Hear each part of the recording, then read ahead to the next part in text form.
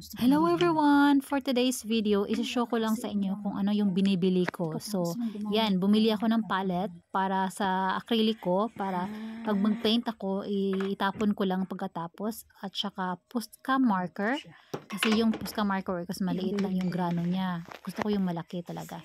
At saka nag-check din ako ng brush, kasi yung brush ko is, yung handle niya is na peel off na yung skin. So, as you can see sa one of my video na nagpe-paint ako, yung handle niya is hindi na maganda tingnan, kaya nag-check ako kung magkano yung presyo sa sa brush. Yeah, yun. Thank you so much guys.